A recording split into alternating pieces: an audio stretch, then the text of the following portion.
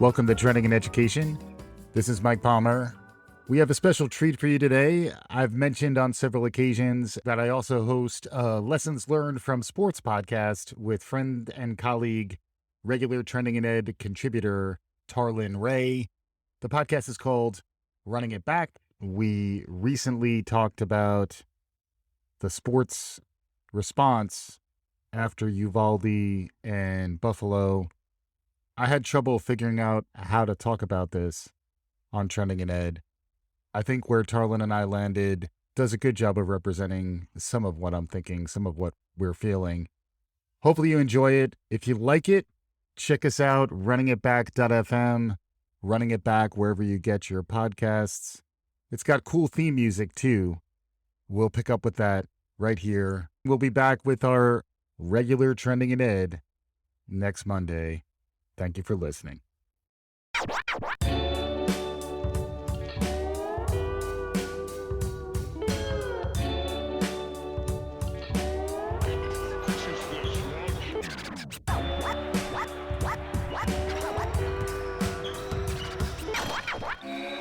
Welcome to Running It Back, the Lessons Learned from Sports podcast. I'm Mike Palmer, joined as always by Tarlin Ray. We're going to talk about protests.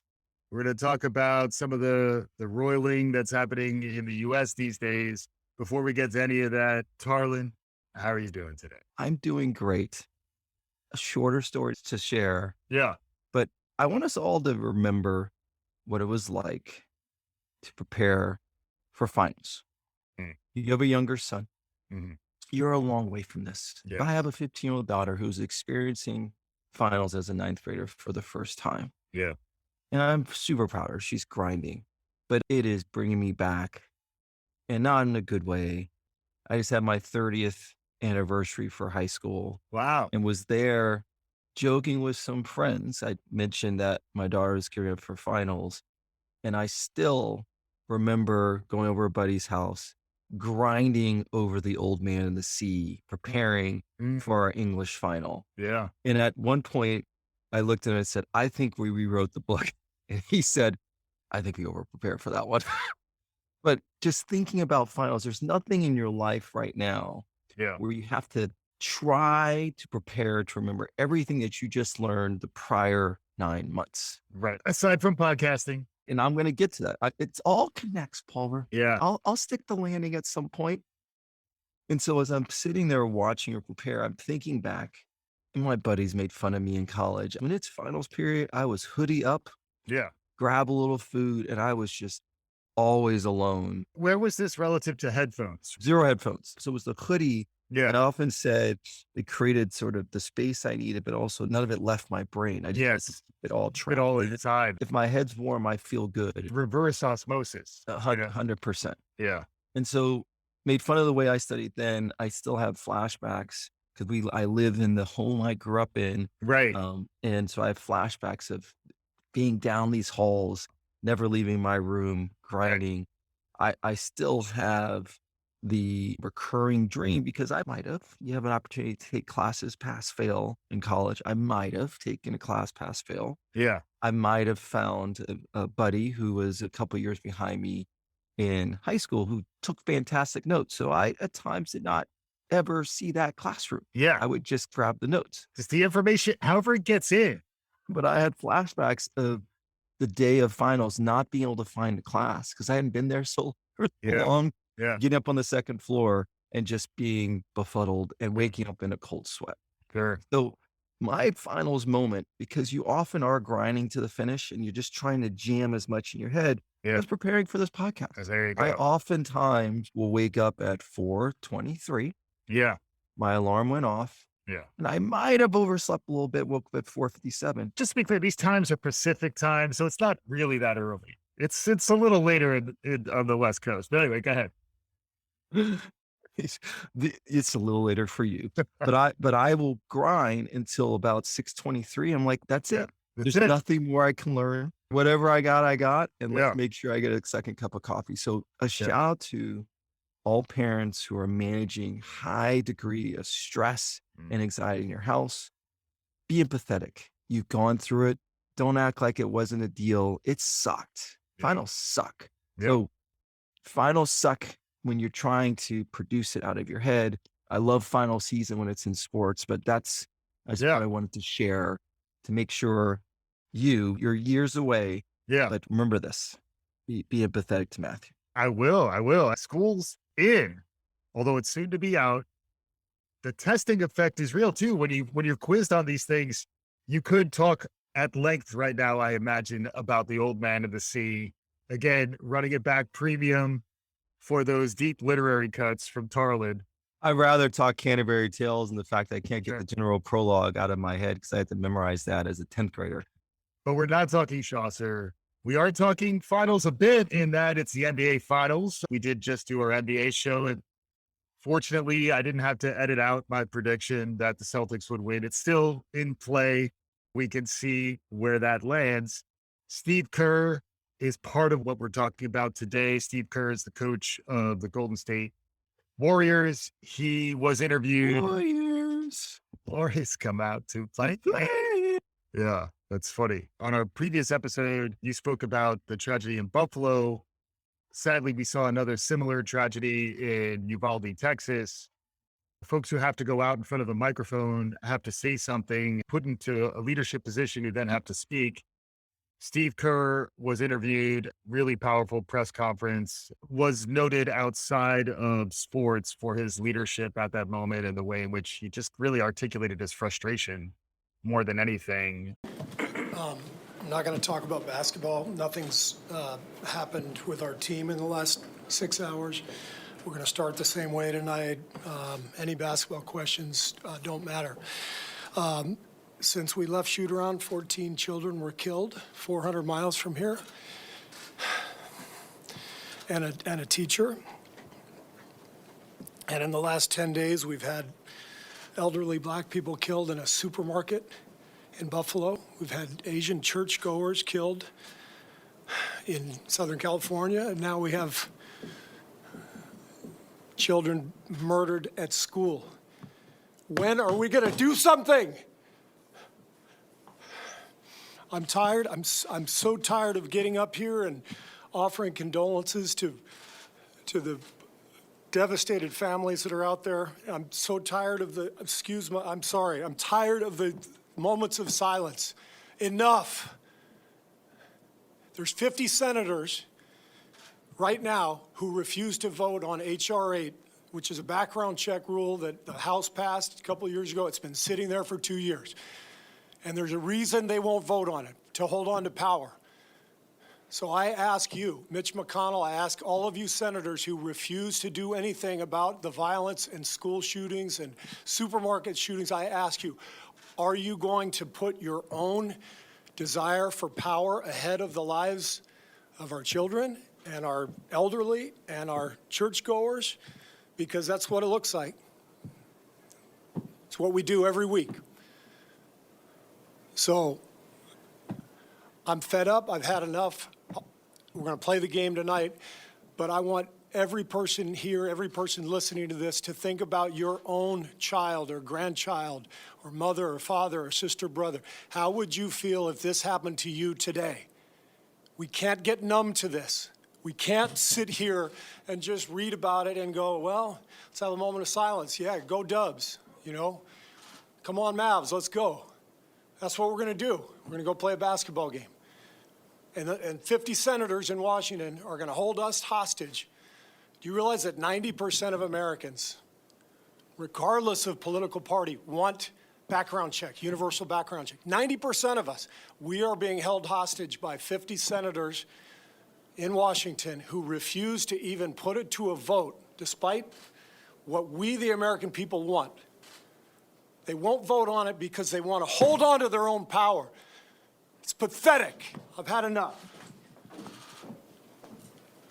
That's in the NBA. And then in baseball, Gabe Kapler chose to sit out of standing for the national anthem. He stayed in the dugout for the national anthem in response to his outrage, really, at the shooting in Texas and the fact that these things still continued to happen. It's something that we're all struggling with, because what do you even say at this point? You know, like, what can you say? And that's why I think the fact that Gabe Kapler took this action. And then interestingly, he came out for the anthem on Memorial Day to honor those who served and died. There is complexity and depth to all of this, but interestingly, sports is providing us, as we talk about all the time on this show, it's providing us this landscape, this theater of the world for us to understand how we think we should deal with this and maybe find some lessons learned. What are your thoughts to kick this off?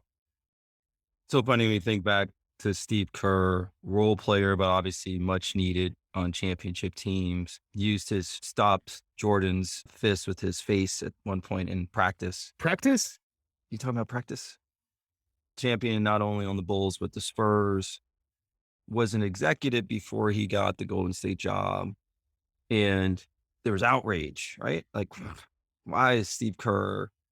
And this is before you see the fact that, and you and I are going back and forth, that at this point, with the hiring of Darvin Ham for the Lakers, let's not talk about the Lakers. It's just a fact. I don't want to talk about the Lakers. I see it in your eyes. Just leave it alone. I like Darvin Ham. There you go. That now 50% of the coaches in the league are Black. But there's a little outrage about Kerr. Like, how is this guy? He's a golfing buddy with the owners of the Golden State Warriors. Why is he in play? And they screwed Mark Jackson. Yeah. Let's now, years later, coach of the year, he's won championships. He obviously is going to go up in the pantheon of coaches. He just is a dominant coach that can connect with players. And the thing about Kerr that I really appreciate is this is not the first or the last time that he will ever say something or be an activist. It is especially raw for him. And when it comes to gun control, because his father, 36 years prior, had been gunned down when they were living overseas. And so when he was playing for the University of Arizona. So this is raw, real, like this is something that he has been trying to fight forever. And so when he is talking about issues, he's coming with facts. He's talking about legislation that hasn't passed. Yep. He is polling because he's someone that can walk all sides with Democrats, Republicans, doesn't think that it's a politicized issue, but is thinking about this as a public health issue. Yep. And is putting his face and his money and his time and energy around something that's important to him. So it's an arc for someone who when he first comes in the league, who's this punk? Why does he have this job? And you're overlooking other qualified candidates. To then someone that's proved his bona fides from a coaching perspective, but then also has the chops and people are willing to listen to a coach when they stand up and speak. When he talks, no one goes online or goes on the airways and says that coaches should just shut up and coach. And so he's taking pot shots at the former president. Yep. He's talked to multiple issues. And I often run it back to Coach Popovich, who, as someone who is a military veteran, Air Force Academy grad, who's in as red a state as you can possibly be in San Antonio. He's been very vocal on race issues, gun control, unfiltered at times, while needing to pick his spots about what he thinks is right and wrong. Yeah. So you appreciate coaches that are willing to do that, but also you then take a step back and say, wow, but when it happens, there are normally no real repercussions because they will show up the next game. They will show up the next year and still be in a place of power and still be able to engage with their team and the general manager and the owners in a way that players of activists don't have the same protection. Yeah. So that's everything that's running through my head as you see Uvalde, and you couldn't imagine, we can't imagine as parents that ever happening. Yep. And then you're seeing someone who's not only an ally, but someone who has power, who is not holding back and saying whatever they need to say to try to affect change. But then seeing someone with the ability to know, care or not care, that I have good standing and I don't think anything's going to come back to me. So that's a long answer. That is the roller coaster, the twists and turns I went through just listening to Kerr and like, what would happen if a player or players do that? And we've seen somewhat the repercussions over time. Yeah. Although it depends, I think in how you walk the line. I do think what Kerr said wouldn't really cross any lines as far as the NBA is concerned.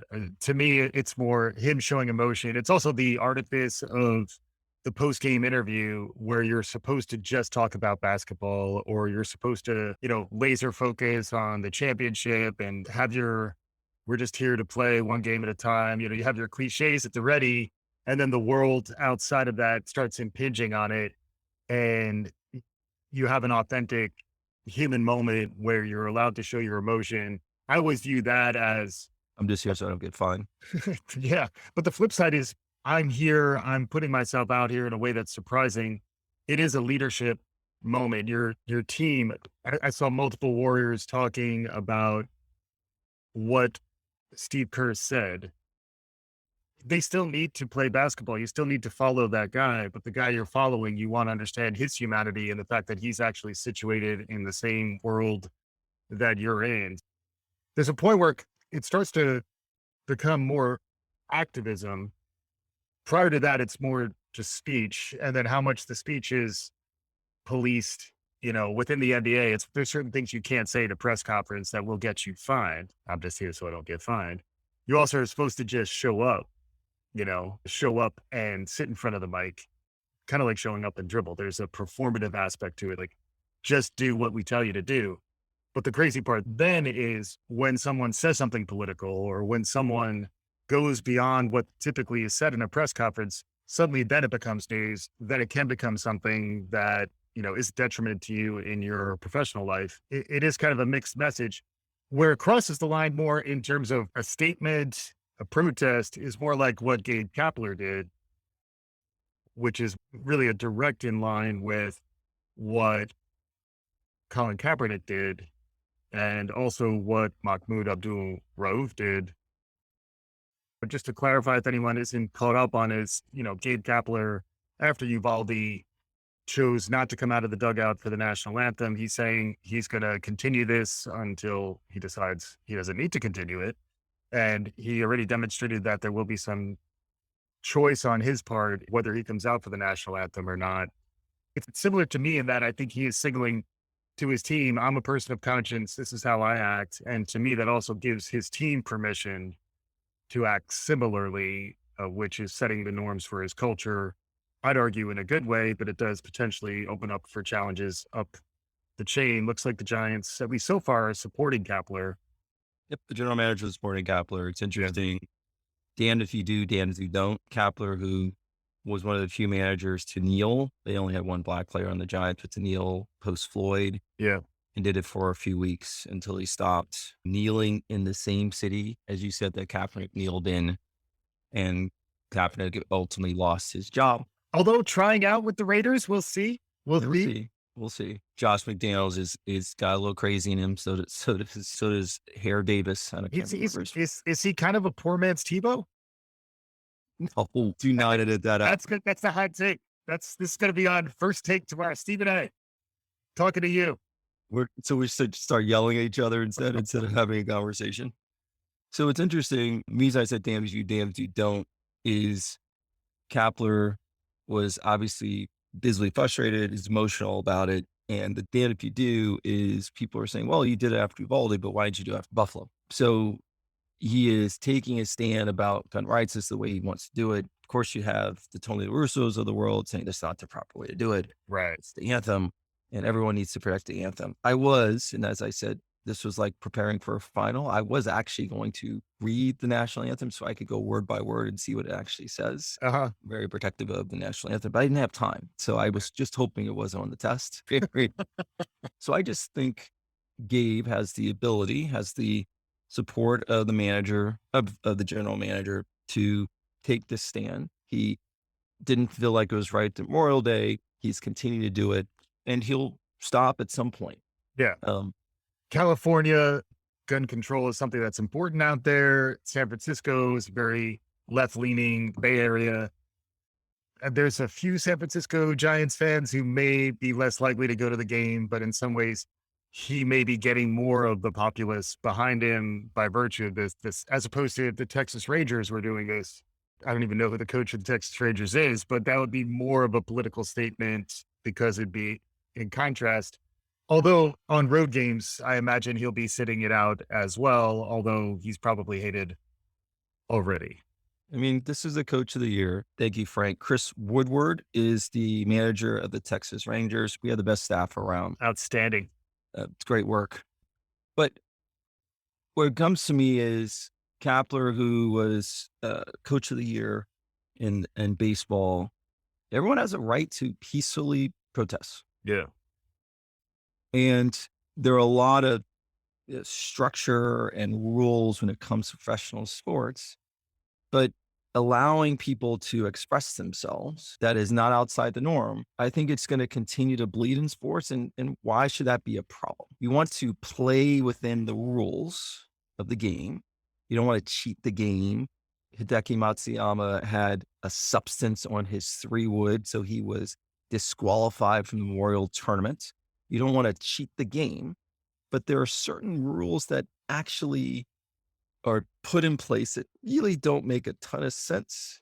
It's performative, and everyone should have an ability to peacefully protest. So I'm not putting up Kapler in the top 100 activists in sports, but I appreciate that something was personal to him.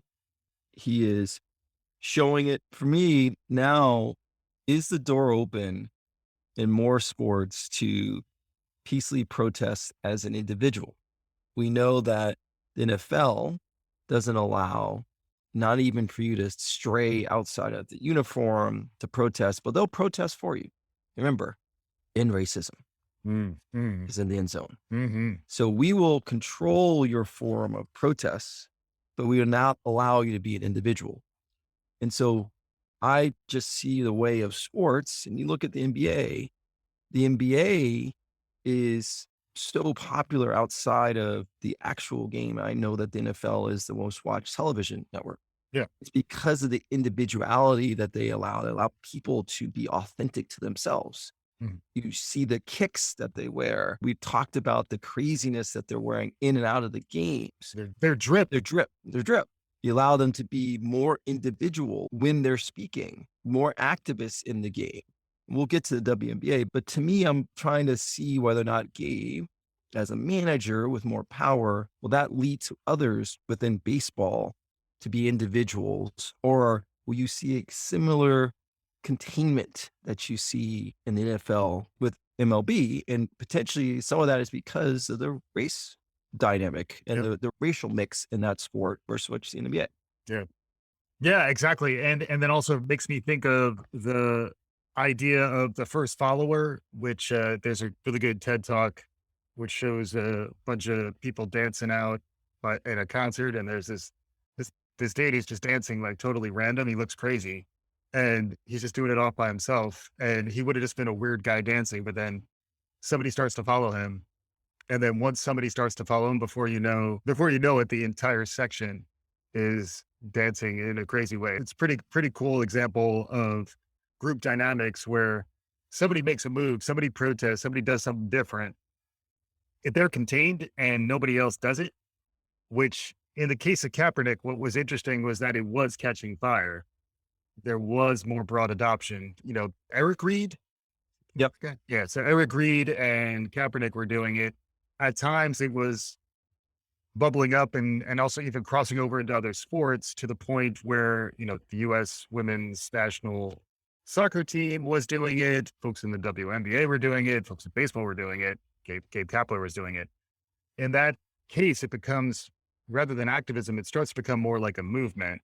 And I think there are places where folks will allow it to feel like an individual just talking or doing their thing. But if there is a call to action that then gets people out of the streets, it does take me back to the original George Floyd summer of protests that we saw in 2020, when a lot of this was happening. Doc Rivers famously was exhausted and he was forced to respond in a more direct way, saying that we love this country and the country doesn't love us back. That was really powerful in a way that Steve Kerr kind of reminded me of what Doc was going through then. And even that year, it made me think of how it's hard as an athlete to focus. Even that summer, a lot of athletes were saying they needed time. COVID was the same thing. Naomi Osaka, we've talked about. It's hard to show up, and you do want to find empathetic leadership who understands that you may be struggling at times and give you the grace and the freedom to work through whatever you're working through. That's why I think the leadership that all of these coaches, Doc Rivers, Steve Kerr, you mentioned Popovich. Also, Pop, if you're having a hard time, he might recommend a nice Pinot Noir, maybe like a Sancerre. A lot of texture to that guy. A lot of texture. That's what you call a good hang right there. Yeah, maybe like oaky, buttery Chardonnay of some kind. I don't know. I'm just riffing here. But like these coaches who are able to put themselves out there and lead. We even talked about it when we were talking about Kyrie and Andrew Wiggins when it came to Draymond Green in front of a microphone, which again is a dangerous thing, but I think they're still going back because he'll say some crazy shit in addition to some crazier than Pat Beverly. That's a whole nother. That's a whole lot of crazy. That's a whole nother thing. But what was really interesting then was I think the way in which he was talking about the vaccine to me was demonstrating next level leadership to Wiggins, saying that we're not going to force this guy to do this thing. I think it's interesting to think about all the different audiences where you're in front of a microphone as in a post game. Particularly the post games are kind of designed for when you're emotional to begin with, particularly if you're coming off a loss, they want to see you break down. Practice. Talk to me about practice. So I think showing that vulnerability, we do talk about lessons learned outside of sports. I think this is a lesson in leadership where the stoic, stiff upper lip leader is a more difficult road to hoe in this day and age than someone who can be authentic about how it is hard and how by showing that you're demonstrating leadership, you're demonstrating openness to have that conversation with folks. And to me, that's more the next level leadership that we're looking for. Your question about the difference between the coach and the player is pretty interesting. It's one that I don't know if I have a really clear answer on it. If you look at a lot of the lists, there's very few coaches listed in the sports protest Hall of Fame. The listicles about great sports protests, very seldom does a coach actually get to that point. I think it's also because, generally speaking, they're not going to have as much influence because they're not actually as public figures because they're not actually playing the game. But anyway, your thoughts? No, I love the first follower. We do need to get to, as you call them, the listicles that we all type in top 25 sports activists or whatever your search was. We talk about first follower though. We talked about coaches. We talked about individuals. What about leagues? So the WNBA is a leader in collective activism, which is hard to do. They focus on gender payouts, racism, policing, LGBTQIA rights, reproductive rights, voting rights. 2017, after Philando Castile was shot in his car, the Minnesota Lynx wore shirts on the court that said, "Change starts with us." And that was a change for a league that had been around its 25-year history and had seen declines in their TV viewership since 2008. It was a moment. And that led to really unrelenting focus within WNBA players. They're the first to wear Black Lives Matter shirts on the court. They started to get fined by the league because players refused to, when they sat into the game press conference, answering any questions unless they were answering a question about police brutality and systemic racism. And then the league started to realize finding these players is probably not the best thing to do. They were very vocal after Charlottesville. They have teams locking, not just a single team, not just a single player, teams locking arms together. After Floyd in the WNBA finals, one of the teams during anthem kneeled on the court and the LA Sparks just walked off the court. Mm-hmm. That would never happen in other leagues. They've created a social justice council within the WNBA. So then your favorite, you're going to Georgia, the co-owner of the Atlanta Dream, Kelly Loeffler, who was running her Senate bid in Georgia. Most of the players, because she was not happy with the Black Lives Matter movement and the focus on social justice, the players were trying to get her to sell her shares. When they figured out that wasn't going to work, they then wore Vote Warnock shirts, her opponent, on the court. Yeah. So the players, the person who they were trying to vote out their own owner, Talk about, that is gangster right there. And contributed to flipping a seat that was no one thought would be flipped to a Democrat. So you think about WNBA, but at the end of the day, why do people hold back from being activists? Because it didn't hurt them. Kaepernick stood out, but it hurt him, at least professionally. He has a second career as an activist. Kerr, Popovich, they may pick their moments because no one wants them up there just talking about not talking about the sport or trying to be the show because it's about the athletes. But for the WNBA, I said, okay, are they losing money? The WNBA, their popularity is at an all-time high, 45% plus viewership over 2021, 24% over 2019. It has not hurt the league embracing its players and allowing them to be individuals and to speak out has not hurt the standing of the WNBA. When Nike became what is the leader in brand activism, and you would say Patagonia and Ben & Jerry and others, when they selected Colin Kaepernick to be their 30th, to be the face of their 30th anniversary Just Do It campaign, there's $43 billion in value that accrued to Nike. So you start to think that there may be a continued shift that may happen in society. The older generation goes out, which is often the ones who are sitting and watching professional baseball, just like you, the older generation. Are we seeing a shift? Part of the reason you hold back is you worry about your job and you worry about money. But it's proving in some areas in a fringe league, it's a fringe league at WNBA, that you actually can allow players to stand and it will not hurt your pocketbooks. It will not hurt the popularity. And you're actually seeing a spike. When the WNBA released their new jerseys, it was one of the hottest things that happened at WNBA. Just the launch, just the shoe drop, just the drop of the jerseys. So that to me, as some pundits or some people want players to just shut up and dribble, it's amazing what can happen when you have the collective league supporting, creating a foundation for players to do what they think they need to do. Yeah.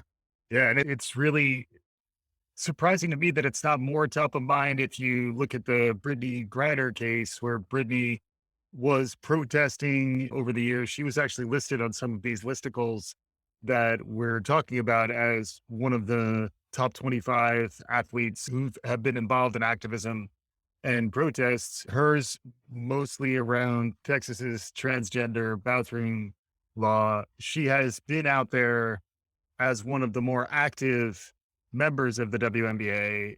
She recently has been detained in Russia, partly coinciding with the Ukraine war. The fact that that hasn't been more of a news issue, like we've been talking about how to get this into a topic, something that we could go deeper on. I can't really think of another case where an athlete is detained in another country for this period of time. There are some folks who are becoming a little more vocal about it to try to raise the attention, but it's also one of those things where there are negotiations are happening to get some swaps in place. So frequently the State Department doesn't want too much heat dialed up on these types of things, but it is a reminder that when you put yourself out there, you can put yourself at risk of jail. That brings me also to the grand poobah, the big kahuna, I don't know what you want to call him, but Muhammad Ali. We're recording this on the 55th anniversary of the Ali press conference in 1967, when he appeared with Jim Brown, Kareem Abdul-Jabbar, and Bill Russell to say that he was not going to serve in Vietnam, wound up being sentenced to jail and losing his championship for what he did. We are approaching a time where folks are going to have to put their bodies on the line, most likely, to actually move the needle in terms of activism, put themselves in risk of going to jail, put themselves at risk of even physically being beaten. You know, I always think back to John Lewis and the Pettus Bridge in Selma. It does feel like we are getting to a time where there is the social media activism, there is that form of protest. That's what you say on a podium. What's your podium game like? I'm just here so I don't get fined. I got to do Rasheed here. Ball don't lie. To me, it all comes back to that. In many ways, he was the first transcendent sports superstar of the modern era, the equivalent of Michael Jordan or more. Michael Jordan in the 90s was Ali in the 60s. Decides in protest of a very public politicized war that he is not in support of. He makes the decision. He ultimately stayed out of jail, but limit his ability to perform at his peak. To me, when I think about protests, I always got to run it back to Ali. I didn't mention Craig Hodges, but I was trying to run the gamut there. I was trying to get all the bonus points in the athletes who protest bingo. I'm going to come back to Craig Hodges later. Any thoughts? I had to then go into deep cuts of Rasheed Wallace, Ball Don't Lie. Yeah. But I actually think one that is not, it's underlooked, underappreciated. The shooter takes shots, the shotter makes shots. Just run that around a little bit. Okay. We may come back next cut with some famous Herschel Walker quotes. This word garbage that he is now saying as he's running for election now, just too many hits in the head. But I do appreciate where you're going with Ali. He obviously, when you think about Ali, most will say he sparked activism, allowed, whether it's John Carlos of the world with raising a fist during the Olympics. It's Floyd in baseball going after free agency. What's interesting when you think about what formerly Cassius Clay, and when he changed his name in Muhammad Ali, and at that time, reporters refused to call him by his name, and he refused to answer questions if he was not referred to by his given name. And that he would sit in press conferences and say, my enemy is not the Viet Cong, it is white people, and say it to them. And then years later, so revered as an athlete, really beloved Muhammad Ali. But he took so much pain and grief, and luckily he wasn't on his own. The Supreme Court had to overturn his conviction. So it's just amazing strength, bravery. I think about, you will do things that's not right. If it's not right, you will fight. But you're also, I'm constantly thinking about my family and to not put themselves and then myself in harm's way. Yeah. Muhammad Ali not only had an impact when you think about sports, political activism, but I didn't know this. One of Ali's fights in 1975, he was fighting Chuck Wepner, the Bayonne Bleeder. 15 rounds is a 40-1 odds. Ali got knocked down in the 9th round, and that inspired the movie Rocky. Right. Sylvester Stallone had to. The Bayonne Bleeder was pretty good. Although if your nickname is the Bayonne Bleeder, you're probably not that great a champion. I'm just going to go in and say it just reminds me of Mike Tyson fighting. I'm Peter McNeely from Medfield, Mass. On Friday night, I'm going to kick Tyson's ass. And he was down in like 37 seconds. But the Bayonne Bleeder's better. Yeah. So we always have to remember Ali. We're years past Ali, 55 years, as you said. But I think we're going to continue to see a movement. And the biggest platforms that we have are sports entertainment. And this is a model for the next generations, as we've seen more activism coming from, and I guess it's similar to what, not more people are in the 60s would say we were activists, but more and more activism coming from the Generation Z and how they're trying to stand up to power. So I want to leave with, we all had our list. So let me go through 10-1 of the top 25 that I saw. Okay. 10 was Carlos Delgado. Aren't you excited to meet that? Because most don't know that he sat in the dugout during the anthem because he was fighting against war. Mahmoud Abdul-Rauf. Yes. Pat Tillman, who quit the NFL to post 9/11 to go fight. The Fierce Five. So our gymnastics darlings who won in the Olympics, but also exposed Larry Nassar. That I was about to F-bomb, that monster who abused so many gymnasts. Kareem, of course, he will always make a list, formerly Lou Alcindor, who's always been outspoken. I hear Kareem rises to the top. I don't know if he practices that. Is he always that corny? Just comes to me. I mean, dad jokes have been waiting for you, and now you are a dad, and you can just live in your dad joke life. Kaepernick, Juan Carlos, Tommy Smith, as we talked about, 1968 Olympics, Billie Jean King. So if the U.S. women's soccer is winning for pay parity, Billie Jean was the first out there really fighting for female athletes. LeBron James is number 2. And we talk about activism, shut up and dribble. And he is the first active player to have a net worth of $1 billion. And then number 1, Ali. So very different people, very different times. I appreciate, and I'm going to put myself into the Gen Zers love it when you're authentic. You share the soul of your brand and you don't hide who you are. Be yourself. I love the shift that we're seeing. I don't need people to shut up and dribble, shut up and just hit the ball or catch the ball. I'm actually more interested. I guess this is my version of the soap opera. I'm more interested if someone has something to say one way or the other, because it draws me in. Similar to following college basketball, you get into March Madness, and it's the stories they tell that draw you in when the 16 seed is about to knock down the 1 seed. So appreciate, though complicated, what Kapler can do in his own peaceful protests. It was much watch and listen to see what Steve Kerr had to say. And the hope is we don't have another Uvalde. We don't have another Buffalo.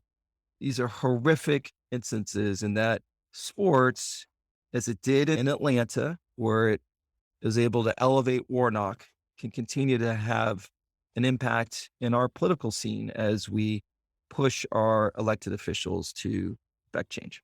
Yeah. Sports reflect society. Sports are a product of our culture. What's interesting is when they can lead and when they have the collective attention, particularly in these media moments, what are people doing with those platforms? What are we doing with our platform? We continue to run it back, Tarla. That's what we do. We keep on bringing the noise, bringing the joy to our listeners, bringing joy to me. Thank you again for joining, Tarla. Wonderful conversation. And I'll end just as Rasheed Wallace. I'm just doing the normal things. Nothing spectacular. Yeah, that's right. Just showing up. Sometimes that's all it takes. Thanks again for listening. If you like what you're hearing, please subscribe, write some reviews, tell your friends, do all the good things. We'll be back again soon. This is Running It Back.